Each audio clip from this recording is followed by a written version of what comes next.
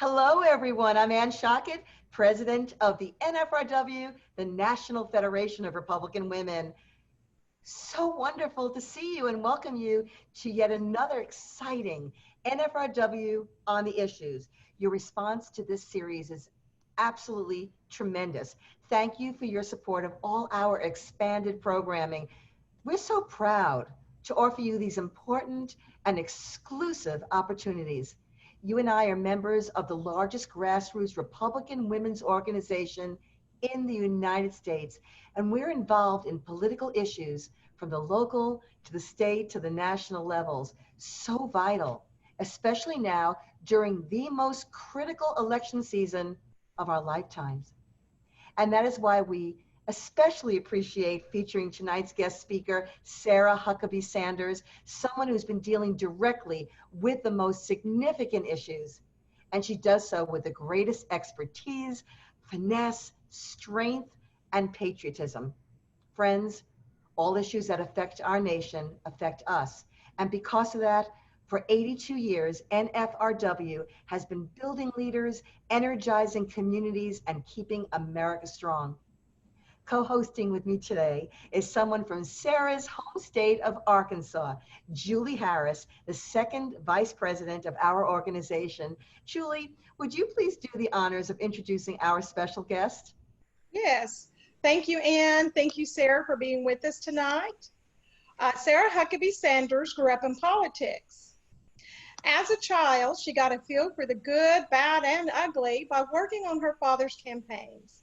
She has stuffed envelopes, knocked on doors, put up yard signs, and so much more. Her father once said, when most kids are 7 or 8 years old out jumping rope, she was sitting at the kitchen table listening to political commentators analyze poll results. When I was first getting involved in Arkansas politics as a young mother to 5 children, it was examples like Governor and First Lady Huckabee, among others, who demonstrated that politics can and should include family. And I found out firsthand that children make the best and most fun campaign staff. Sarah has worked in leadership roles for U.S. senators, governors, presidential campaigns. She has been recognized in Time Magazine's 40 Under 40 as one of the best political operatives of her generation. She is a Fox News contributor, advises major companies, and serves on the Fulbright board as an appointee for President Trump. She served as White House press secretary for President Trump from 2017 to 2019.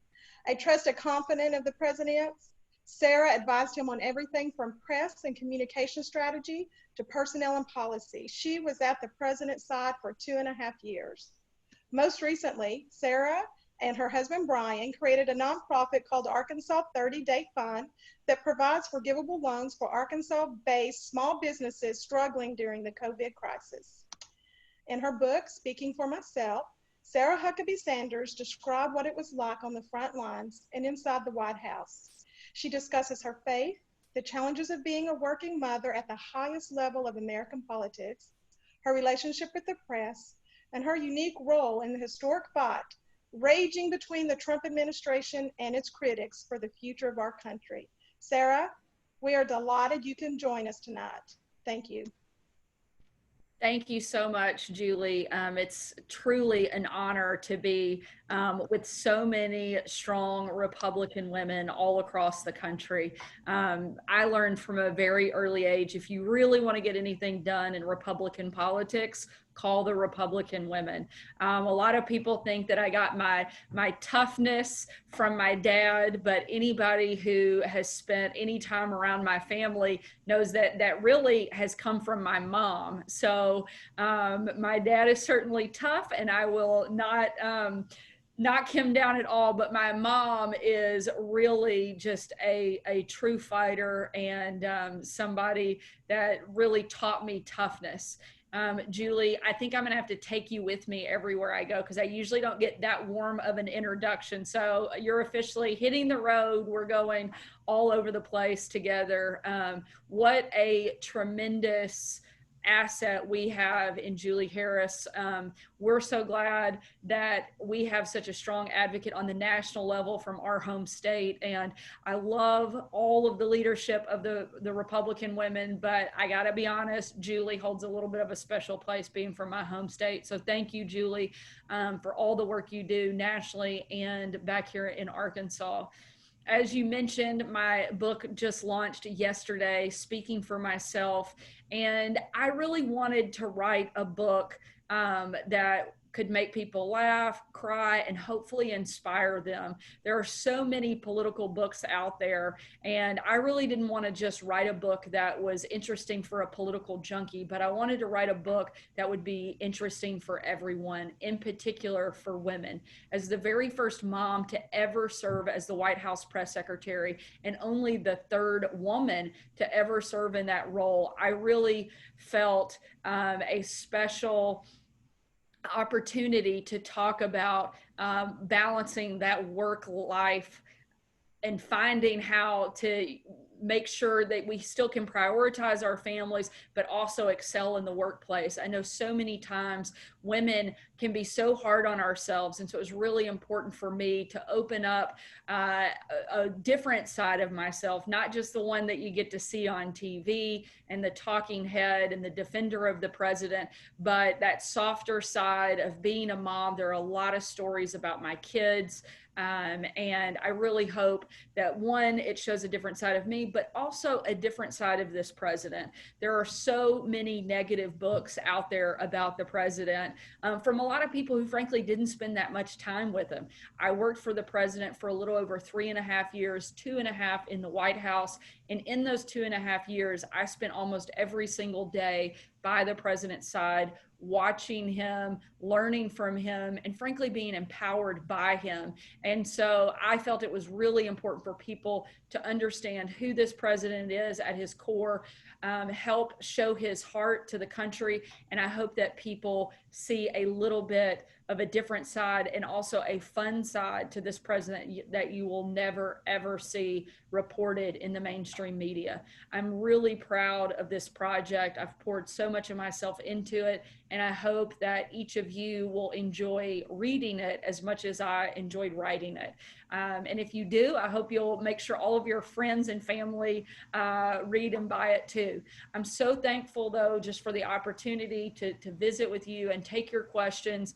And frankly, just thank you for all of the work that you do on behalf of the party and on the country. Without Republican women, I don't think we'd have very many members of Congress, governors, or a president in office without the hard work and the dedication of the Republican women across the country. So with that, I would love to open it up and take some questions. Julie and Ann, I think you'll throw them at me, and hopefully they will be slightly nicer than the ones I'm used to. And Jim Acosta hasn't snuck in here on our line, and we don't have any negative questions coming our way. But if we do, we'll deal with it when it comes. But with that, again, just a huge thank you. And Julie and Ann, I will let you take it away. Okay, we promise not to send you any curveballs. Thanks so much, by the way, for recognizing the great achievements of our women across the nation. And I know that they so admire you. Our members, I believe, are already ordering your book, and I know I already have. So now it's time for our Q&A. And our members really look forward to this part of our show, Sarah. And they've sent us some interesting questions, no curveballs, but interesting questions. And Julie, as I mentioned, is going to join me and ask some of those questions. And the first question comes from us, from Mary Beth Kemmer. Now, Mary Beth is the president of the Ohio Federation of Republican Women. And she says, "Don't tell my husband of 51 years, but I have a crush on your dad." I'm sure that you're aware of how lucky you are to have him. So is our country. And here's our question. What are your plans for the future, Sarah? Have you ever considered political office? Well, first, let me just say the secret is safe with me, but I can't speak for all of the other ladies that are on the line. So hopefully they don't report back to either your husband or my mom. But for now, we'll say secret safe here. In terms of my future, right now I'm loving being back home in Arkansas. This is the place my husband and I have called home. All three of our kids were born here, raised here, and we are so glad to be back in this state. My focus in terms of running for office right now is 2020. I want to make sure we get the president reelected. I want to make sure we hold on to the Senate, and I really hope we can take back the House so that we never have to utter the words Speaker Pelosi again. And after that, after 2020, after we solidify those Republican majorities, I'll make a decision about what's next. There will be an open seat here in Arkansas in 2022 for the Arkansas governor's race, and I'm very serious about that, and I'll make a decision on that as soon as we get through 2020 sometime next year. But right now, my focus is helping the president and held on to Republican majorities across the country. Thank you, Julie. This is from Deborah from Kansas. Would you support a police reform program that would be safer for police and families when answering a domestic violence call? First, thank you for the question from Kansas. I'm a little partial to Kansas. My husband is from Kansas City, the Kansas side. And we learned early on the best way to have a happy marriage is if I would adopt all of the professional Kansas City sports teams, if he would adopt all the Arkansas Razorback and Arkansas College teams. So it's worked out very well for us. So I've become a big Kansas City sports fan. In terms of police reform, I definitely think that there is a big discussion that needs to take place. We need to look very seriously at how we can protect both individuals in the community as well as our police officers. I think we have allowed a couple of really horrific moments that shouldn't have happened and things that have taken place by police officers to ruin the reputation of truly dedicated public servants. And I certainly think that there are reforms that could take place that benefit everybody. I know Senator Tim Scott has introduced some legislation that I think should be a starting place for where we take this conversation. Unfortunately, Democrats were unwilling to even sit down and have that conversation. I'm hopeful that after this election, people will be more serious about solutions and not just political division, and we can have that conversation. I would certainly support some reforms, but I'd have to see the specifics before I could weigh in one way or another on exactly what that would look like. Sarah, I think you're going to truly enjoy this next question. Liliana Norcadis of Maryland writes this to you.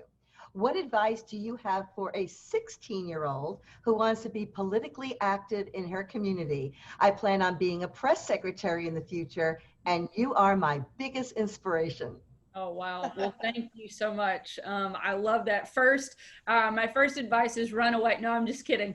I absolutely loved my job and loved my role as the press secretary. I think the most important thing you can do is know who you are and know what you believe, because that will be challenged every single day. So be very sure of yourself. Be confident in what you believe in before you ever step foot behind a podium or start taking questions, because you're going to most likely, hopefully not you, I know I was attacked a lot, maybe that won't happen to you, but you will be challenged, and you need to be confident in what you believe.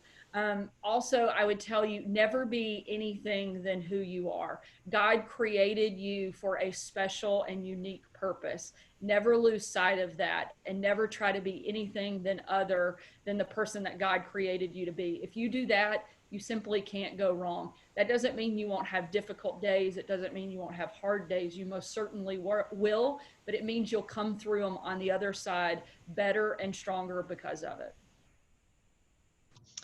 Okay, then this next one is from Martha Jenkins, North Carolina. She is NFRW's 4th Vice President. What event or circumstances in your life best prepared you for the job as President Trump's press secretary? Or what surprised you the most about President Trump once you got to know him? I think she would like both of them answered, but she said or, just in case you only want to answer one.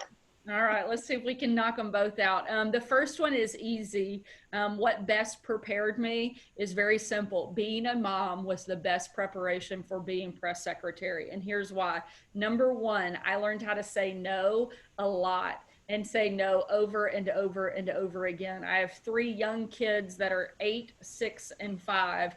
And so no is a word we use a lot at my house, and it was a word I had to use a lot as the White House press secretary. I also learned repetition. I had to say the same things over and over again as a mom, and I had to do that a lot as the press secretary.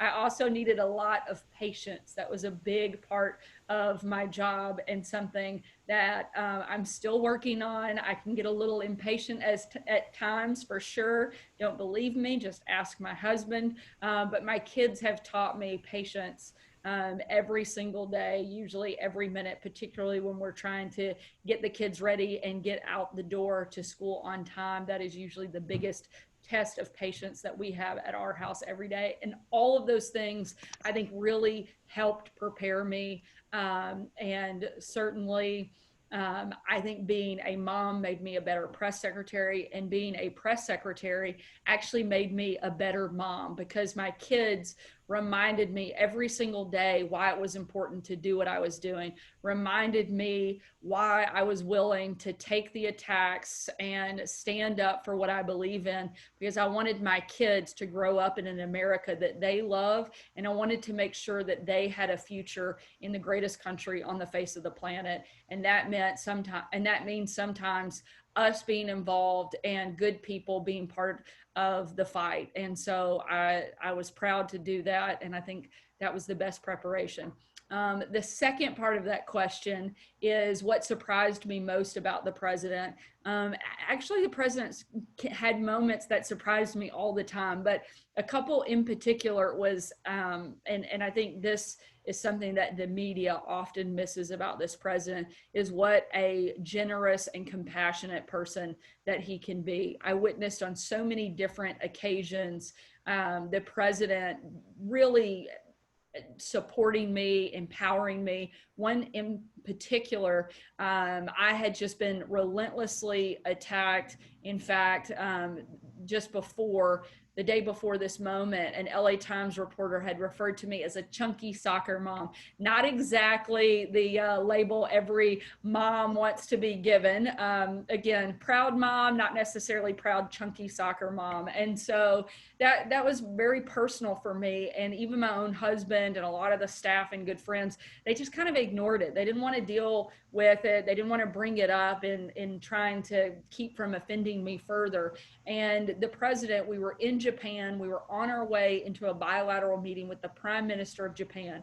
The president clearly had far more important things ahead of him and on his mind than making sure I was feeling okay. But as we were walking in, he stopped me, he grabbed me, he turned me around, he looked me directly in the eye, and he said, "Sarah, you're smart, you're beautiful, and the only reason they attack you is because you're good at your job." He said, "Don't let them get you down." And then he kind of slapped my shoulder and said, "Now let's get back to work." In true Trump fashion, in a way that only he can, he had reminded me and given me confidence to face that day, block out the distractions, and carry on with the mission ahead. So it was moments like that that you really saw his heart. And one of the things I think that would surprise a lot of people, especially if you ever watch CNN or MSNBC. Thank you for sharing this. This next question comes from an NFRW sister in Washington State, Earl Moore. I have listened to your book and it is fantastic. It's fun, it has great stories, wonderful insights, and I love the fact that you read it yourself in the audio. Thank you so much. Can you give me an idea of the number or percent of Christians in our country who do not vote? And can you also share any information about where we can find these details for our individual states? I know that there are, it fluctuates, obviously. First, thank you for listening to the book. That was a labor of love. When they asked me, would you be willing to read your own book? I said, sure, but I didn't really know what I'd signed up for and what a tedious process it was going to be, but it was actually ended up being pretty fun as well. So thank you for listening. In terms of the number of Christians or faith voters that don't participate in the elections, it fluctuates a little bit by election. One of the places I found that has the most reliable information on this is an organization called My Faith Votes. I'm a little bit partial. My dad is on the board of that organization, but they do tremendous work. They don't advocate for any particular candidate, but they do encourage believers and people of faith to get out and to participate in elections and to vote for people that match up with their faith. I think they do a tremendous job, and they have great information that is reliable. I know in one of the most recent elections, we had roughly 20 million people of faith that did not participate in the election. And that is a number that can make or break a number of races, not just the president, but also the Senate and the House down to the local level. It could not be more important this cycle for people of faith and for Christians to come out and vote their principles, to vote their faith. And I would encourage you to check out that website. I don't have any affiliation with the group. I just know that they do good work and have reliable information in terms of voter turnout, and they can do that by state as well. Okay, this next question comes from Susie Armstrong of California. She says, I watched you on The View, and she says you did a great job standing your ground against those women. They are poor listeners. I wish you good luck with your run for governor. You are one cool lady. I have great admiration for you. And her question is, do you think the 3 presidential debates will take place? Assuming Biden will be given the questions ahead of time and he can read the answers, how will Trump handle this? So thank you so much for the support, and thank you for watching. The View is definitely a little bit tougher crowd than the one we're working with tonight. So I like this group tonight much better, let me assure you. And also, being from California, if you could straighten out some of the folks out there in your state, that would be wonderful as well. In terms of your question and the debates, I do think that they will take place. I think Vice President Biden has actually been pretty outspoken that he intends to participate, despite the fact that a number of the people around him and other prominent Democrats have encouraged him not to. Up until this point, he has said he'll participate. And I think he knows that in order to demonstrate the level of competence necessary to take on the presidency, he would have to participate in the debate. I think he knows the American people won't let him off quite that easy. The media certainly would, but the American people aren't going to let him off that easy. Look, nobody is better on a stage like that than President Trump. It was one of the pivotal and turning points in the 2016 election. I think the president will shine.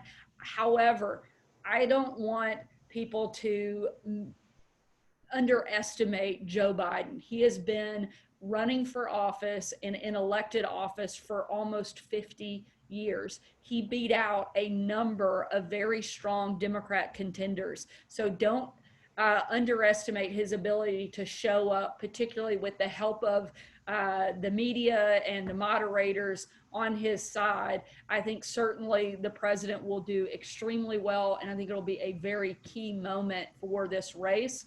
And I think they will take place, and I look forward to them because I know the president will do a great job, probably ruffling Joe's feathers just a little bit too. I agree. These next questions are coming from the chat. Andrea Ryan asks, what are your thoughts on the president's nomination for the Nobel Peace Prize? I love it. I had the chance to talk about this on Fox earlier today, and I think if Barack Obama can get a Nobel Peace Prize for unleashing chaos and destruction in the Middle East and allowing ISIS to rise, then the guy who defeated the ISIS caliphate and has made historic moves and historic moments just in the last month on Middle East peace, then I certainly think that this president is deserving of the Nobel Peace Prize. Okay, the next question is from Cindy Nick. She asks, other than your father, who is your other political role model? Well, certainly, I don't want to sound like just a cliche, but obviously, Donald Trump is, I love that he has a fighting spirit. I love that he backs down from no one, and is always willing to take on whatever challenge comes his way. Ronald Reagan has to be on that list. He was a pioneer in Republican politics. He was the original disruptor and the original communicator in chief, ahead of President Trump, and certainly I think paved the way for so many Republicans to follow in his footsteps. And I think he kind of made being a Republican pretty cool too. So certainly Ronald Reagan has to be on that list. But if I got to pick number one all in a way, even though I'm cheating, definitely my dad. A number of women asked this particular question, but I will attribute it to Leslie Key, who asks, how can we prevent a constitutional crisis with a mail-in ballot situation?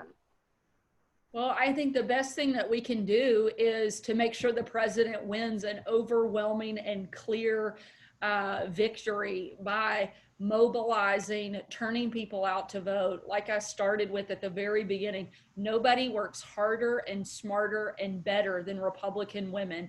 And I think if we unleash Republican women across this country to work on voter turnout, to make sure their friends show up at the polls, Donald Trump will win and win decisively and clearly. And I think it'll be really hard for Democrats to take that away from him. Okay, this next question comes from Roy Oritz. If you could sit down with any woman in the world, either from history or who is currently living, who would that be and what would you discuss with her? Ooh, this is a good one. You did, there is a curveball in there. Well, one of the first that comes to mind is Margaret Thatcher. Talk about a lady who paved the way for women to take strong stances and be on the public stage, frankly, the global stage, and really, I think, set the tone for so many women to follow after her. I'd love to just hear her stories. I think she lived such a remarkable life, and again, faced so many challenges and overcame them, and was one of the first big world leaders as a woman to really, I think, become an icon. And so I'd love to hear some of her behind the scenes details, and probably some of the good, juicy, gossip that she experienced during her time as a world leader. So she'd definitely be at the top of my list for sure. Monica Sanford just chatted the following. How do you think Kaylee is doing? Did you help the president decide on her as his selection?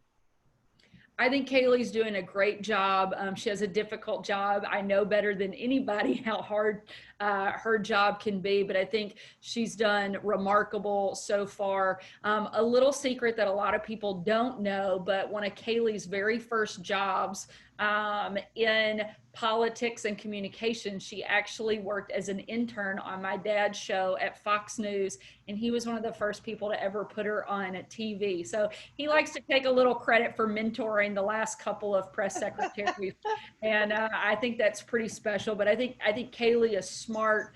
She is very tough. And one of the things that I love the most about Kaylee is her commitment to her faith and her steadfast outspokenness about her faith, and that she does so unapologetically. And I think that is one of the reasons that she is in that role. And I'm really proud of the work that she's done, and continue to cheer from her from the sidelines.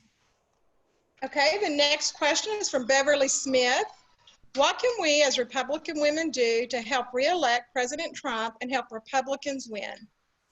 I think one of the biggest things we have to do is make sure people know the truth about this president.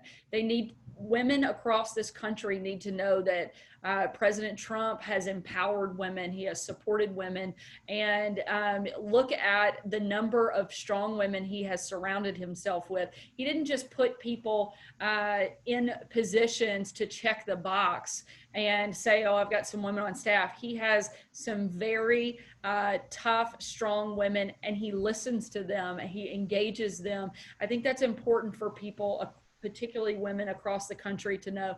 Women have vast networks. I think a lot of women underestimate their power and their influence. They don't think about the reach that they have on social media, through their community groups, through their kids' school, through their neighborhoods, through all the various organizations that they're a part of. But if you think about the network of people that you yourself know, and you can mobilize that group of people and get them to turn out to vote for the president, I think that's one of the most influential and effective things that we can do to make sure not just that the president wins, but that our country and the ideas and the values that are important to us are preserved and protected for the next generation. We have a question from Oklahoma. Pam Pollard is one of our leaders in the National Federation of Republican Women. She also is newly elected National Committee woman out of that state. And she would like to know, what is the best message to reach suburban women who are on the fence about voting for President Trump? Well, first, congratulations on your new position. That's fantastic. I think one of the things that we can talk about, one of the messages I know that resonates right now in particular, is law and order. Women want to be safe in their communities. I think everybody wants to be safe in their communities, but I know that's something that's top of mind. I want to know when I walk out of my house, when I drop my kids off at school, that I'm going to be safe, that they're going to be safe. And there's only one person running in this race that has talked about and can deliver on the safety and security of our country, and that's Donald Trump. Joe Biden hadn't even started talking about or recognizing the violence and the riots that are taking place in some of our major cities until he saw the polls start to tighten. I'm sorry, but that's not conviction, that's convenience. And that is not somebody we want leading us in a difficult time. I think one of the other points to make to women, you don't have to love the style to love the substance. Some women, they maybe just don't have the taste for this president, but you can't argue with the results. He has delivered on every big promise that he made during the 2016 campaign, and what he hasn't delivered on, we've made significant progress. Americans of all races, gender, background are doing better under this president than we were before, and you can't argue with that. Our economy is stronger, and there are so many areas that the president has empowered and emboldened women to really grow and prosper and be more successful under this president. I think you make those points and really encourage them, again, to look at the substance of the two candidates and who's going to deliver more for you and for your family. The next question is from Ann Boyd. How would you describe President Trump's leadership style? It's tough. I would describe it as a no holds bar style. This is a person, he's a fighter and a warrior, and he's not perfect. None of us are, but he is somebody who loves this country and is willing to fight for it, even if it means he has to fight alone. And I think that is so refreshing in Washington right now. He is a disruptor. He is not beholden to the special interests, and he has no problem doing things in a way that they've never been done. I think that's why he won in 16. I think that's why he's been so successful these last 4 years. And I think it's what will propel him in 2020 to win. Sarah, would you share some insights concerning your new memoir? Perfect. I've been waiting on the book question. So again, it's kind of what I started with. I obviously I'm a little bit biased, but I think it's a really powerful story, not just, exciting stories and moments, but of who this president is, what he's done for the country. And it gives you, I think, a better sense of what drives him. But also, it's my personal story. This is my account of what it was like to be in the midst of some of those battles with the press, getting kicked out of the Red Hen, being personally attacked on stage at the Correspondents' Dinner, being empowered by the president, sitting across the table from Kim Jong-un in Singapore. And it's a lot of these big moments. It also talks a lot about growing up in Arkansas, how I became the press secretary. And I think some of the things that the people on this call will appreciate, there are a lot of stories about my kids and how remarkable they are, how funny they are. And that's probably one of the more entertaining parts. There's an entire chapter dedicated to being a working mom. It's actually titled Working Mom, and talks about all of the challenges that women in the workplace, particularly an all-consuming, demanding job like White House press secretary, are. One of my, I think favorite parts is, and hopefully something that other people will take away, is that there is a vast support system of women out there who do believe in each other. And we can block out some of the negativity. I think so often women put so much pressure on themselves to be perfect. We see on social media the highlight reels of everybody's perfect vacation or a perfect birthday party or the perfectly packed lunches, that we forget that we're all human, we're all struggling, we all have challenges. But if we would support each other, it would make it a lot easier. And so I'm very hopeful that women will take that from my book, and be inspired and be encouraged to help one another and support each other in a way that maybe we haven't in the past. Members, please refer to your Zoom invitation and also your confirmation to order Sarah's exciting new memoir. It is unforgettable. You're going to truly enjoy the experience of reading this memoir. Very last question, finishing up as we end NFRW on the issues. Do you have any closing thoughts to share with us, Sarah? Absolutely. And first, I just want to say thank you, Julie and Ann, and for letting me be part of tonight. And thank you to NFRW, who does just tremendous work, not just during election years, but tremendous work year round, day in, day out. And I'm honored to get to be with you and so many women from across the country. One of the things that we talked about a little bit is this election. And I don't think we've ever had a more critical election in my lifetime.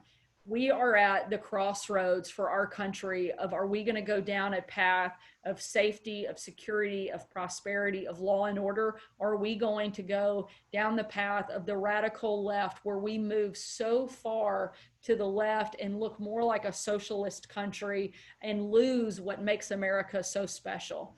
Do we want to give up our freedoms? Do we want to go backwards instead of forwards?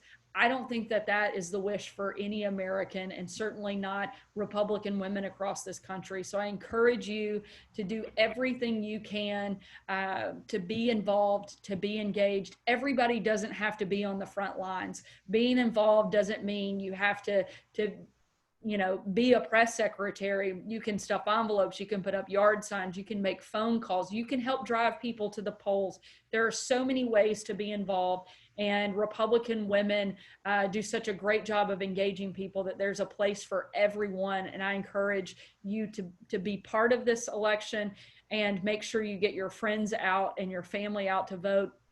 And lastly, I hope you buy my book. I think it's something that you'll really enjoy. You can go to I know there's a link there that Ann has sent around, also speakingformyself.com. And I would love for you to read my story, and I'd love to hear your feedback. Feel free to leave me a note somewhere on social media and let me know what you think. It was such an honor to have you with us today, Sarah. You are an inspiration to all our federated sisters and to all women across this country. Unfortunately, we've come to the end of NFRW on the issues, and it's been such a distinct privilege and thrilled to have you here with us. You truly embody the values that we Republican women cherish and that we work so hard to protect, especially now during elections 2020. Thank you so much. Everybody have a great night. And thank you again for letting me be part of the thing. And I hope you enjoy the book. Absolutely. Friends, this has been another NFRW on the issue. My co-host, Julie Harris, and I really want to thank you for joining us and for all you do for our communities, states, and nation. Look in your inbox for more of our programs, such as NFRW on the issues, our new leadership series, our programs committee series, which is starting September 22nd with Dinesh and Debbie D'Souza, our campaign management school, and so much more. Till we meet again, in person or virtually, be well and be safe. And get out the vote.